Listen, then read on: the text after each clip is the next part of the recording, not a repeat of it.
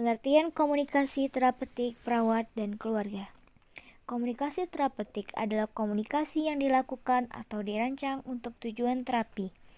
Seseorang penolong atau perawat dapat membantu klien mengatasi masalah yang dihadapinya melalui komunikasi, menurut Suryani tahun 2005. Fase komunikasi terapeutik terdiri dari 4 fase. Fase pertama, fase prainteraksi, fase kedua, interaksi, fase ketiga, fase kerja, fase yang keempat yaitu fase terminasi. Kita masuk ke dalam fase yang pertama yaitu fase prainteraksi, yang terdiri dari persiapan diri perawat, menyiapkan materi komunikasi, dan mengetahui informasi klien.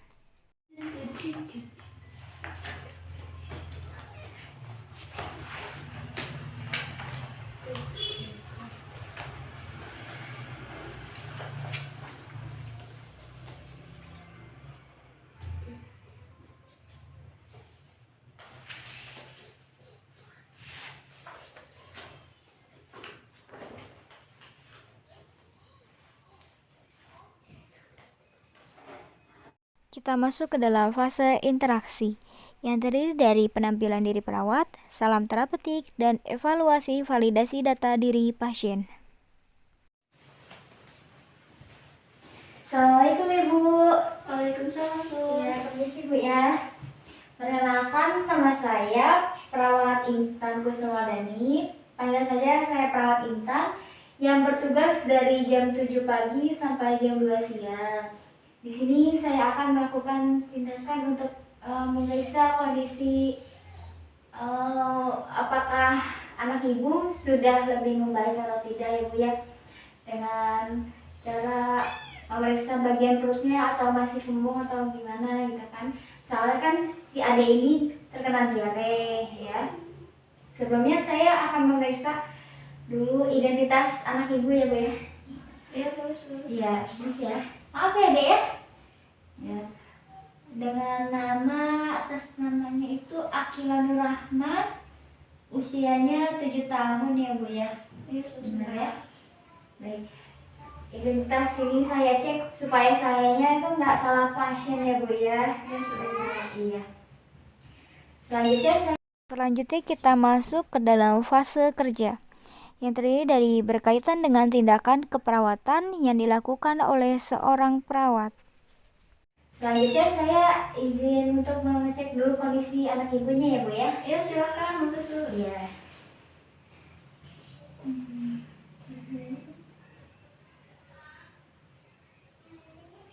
Iya. Adik, pinjaman dibuka dulu ya. Sebentar. Ibu cek ya.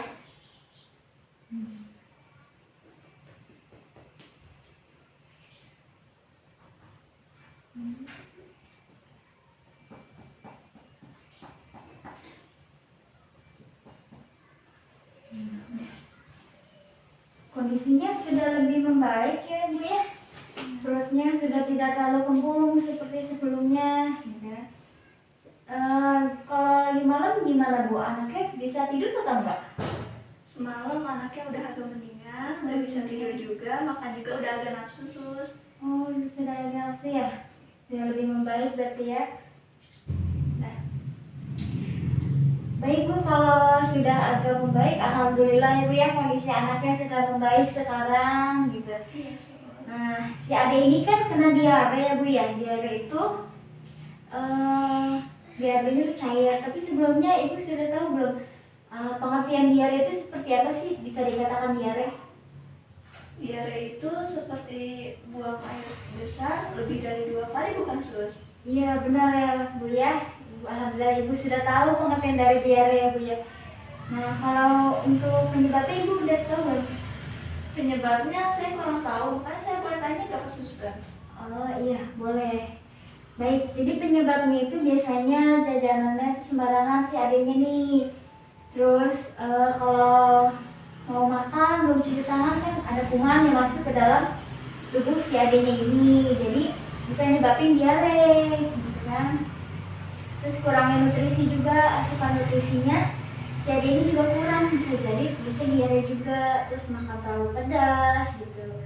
Pokoknya makanan yang harusnya itu yang bergizi, terus harus bersih gitu kan. Kayak kalau jajanan yang di pinggir jalan itu kadang suka ada yang ada lalatnya, nengklok gitu kan, ada yang singgah, kan kita tidak tahu jajanan di pinggir jalan terkena debu juga ya. Untuk cara pencegahannya ibu sudah tahu belum? Pencegahannya belum tahu, Sus. Belum tahu ya. Iya, jadi untuk pencegahannya itu biasanya kan si adik sekolah ya Bu ya, sudah sekolah. Nah, biar tidak terkena diare, biasanya tuh kalau anak sekolah itu lebih baik dikasih bekal aja, bekal makanan, daripada anak ibu nanti jajan di pinggir jalan kan sembarangan gitu kan. Nah, hindari juga makanan yang terlalu pedas Bu, anaknya ya, dikasih kayak lebih baik tuh yang nutrisinya itu yang lebih bagus gitu ya. Ya ada ya? Iya, kita kayak buah-buahan, sayuran gitu. Biar adeknya itu juga nggak bosan dengan menu bekalnya, juga bisa ibu variasiin. Kayak entah nanti nasinya itu dibentuk-bentuk kayak bulat, terus nanti segitiga ya Bu ya. Boleh, nanti saya coba ya, Sus ya. Iya, kayak gitu ya Bu ya. Nah, terus kalau untuk mengatasi diarenya di rumah itu biasanya membuat larutan oralit ya Bu ya. Ibu sudah pernah mendengar tentang oralit? Pernah mendengar, tapi belum tahu cara pembuatannya. Belum tahu ya Bu ya. Baik Bu, ini saya akan memberitahukan Ibu bagaimana cara membuat oralit Bu untuk mengatasi diare di rumah nih. Kan daripada misalnya Ibu nggak diatasi di rumah secepatnya, bisa seperti kayak ini lagi Bu, bisa masuk ke rumah sakit gitu. Namun tapi kalau misalnya Ibu sudah memberikan larutan oralit ke si adiknya juga, terus diarenya enggak reda juga, baru Ibu harus langsung ke rumah sakit. Itu kan larutan oralit itu pertolongan pertama untuk si ade di rumah gitu Ibu ya. Nah, di sini saya akan memberitahu Ibu bagaimana cara membuat oralit. Jadi gini ya Bu ya, cara pembuatan oralit itu yang pertama Ibu siapkan gelas yang ukuran 200 ml gitu kan. Terus masukkan airnya air hangat atau air biasa juga nggak apa-apa, tapi lebih baik air hangat aja Bu ya. Hangatnya hangat biasa, jangan terlalu hangat sekali. Lalu siapkan juga garam itu setengah ya, setengah sendok makan garam. Itu dimasukkan ke dalam air itu yang sudah ada di gelas 200 ml. Lalu dimasukkan juga 1 sendok makan gula ya Bu ya. Nah, nanti dilarutkan, Ibu aduk, baru dikasih ke adiknya. Iya, Ya. Sus.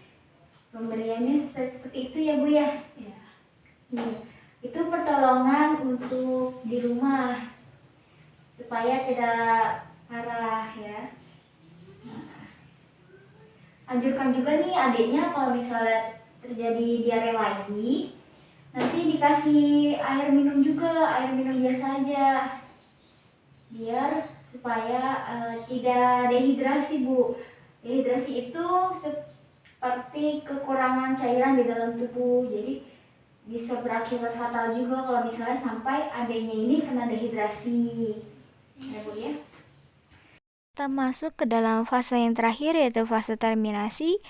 Yang pertama terdiri dari evaluasi hasil tindakan, evaluasi subjektif atau menanyakan keluhan, evaluasi objektif seperti meminta pengulangan informasi yang diberikan. Lalu yang kedua yaitu perencanaan kontrak yang akan datang dan rencana tindak lanjut.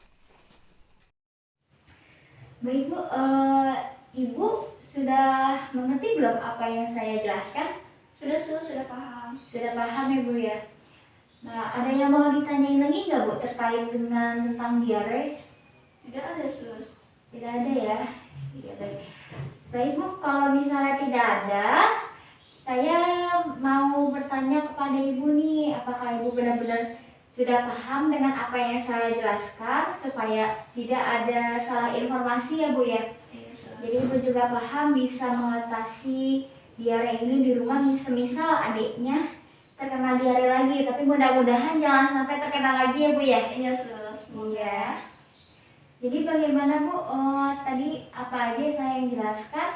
Saya ingin bertanya ya, diare itu apa ya Bu ya? Diare itu buang air besar lebih dari 2 kali. Iya benar, benar Bu. Alhamdulillah ya Bu ya, Ibu sudah tahu. Lalu kalau misalnya dua nih Bu ya, saya ingin bertanya nih untuk memastikan apakah Ibu sudah tahu apa belum. Penyebab dari diare itu seperti apa Bu? Makan terlalu pedas, Ya, ketika mau makan ataupun sesudah tidak mencuci tangan, ya, makan yang kotor seperti makanan udah dijatuhkan oleh lalat, seharusnya kan itu makanan nggak dimakan, tapi masih anak ini dimakan, iya. daerah Betul. bisa menyebabkan diare. Iya, betul sekali. Lalu kalau untuk yang ketiga ini Bu, untuk saya memastikan kembali seperti apa pencegahan dari diare ini? Pencegahannya jangan terlalu makan yang pedas-pedas. Yes, benar.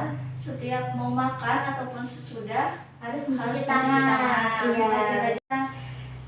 Tadi kan saya juga menyampaikan ya Bu ya, bagaimana caranya untuk mengatasi diare ini di rumah. Untuk pertolongan pertamanya ya Bu ya. Iya, Nah, saya ingin bertanya kepada Ibu nih, pertolongan pertama di rumah seperti apa untuk diare? seperti membuat oralit. Iya, larutan oralit ya Bu ya. Ya, membuat larutan oralit sendiri di rumah dengan menyiapkan 1 buah gelas yang berisi 200 ml Iya, air betul. hangat, Setengah 1 sendok garam, ya, 1 sendok, setengah sendoknya makan ya Bu ya. iya, 1/2 sendok Iya, makan, jangan lupa. 1 sendok gula, lalu dilarutkan hingga merata. Iya. Sudah itu diberi minum kepada si adiknya. Iya, benar sekali Ibu. Alhamdulillah ya Bu ya. Informasi yang saya sampaikan kepada Ibu sudah Ibu pahami, sehingga insya Allah tidak ada salah informasi ya Bu ya yang saya berikan. Baik Bu ya. Sebelum saya tinggalkan nih, apakah Ibu ada yang mau minta bantuan dari saya? Tidak ada sus, karena saya sudah paham juga. Ya, alhamdulillah ya Bu ya kalau kayak gitu. Kalau misalnya Ibu atau si Ade ini butuh bantuan saya, Ibu bisa panggil saya di ruang jaga perawat, atau Ibu bisa memencet bel yang ada di ruangan ini ya Bu ya. Iya sus. Ini untuk adenya jangan lupa mencuci tangan ya Ade ya, sebelum dan sesudah melakukan aktivitas, terus mau makan ya harus mencuci tangan dulu biar nggak diare ya Ade ya. Sudah dengerin apa kata suster. Ya, pinter.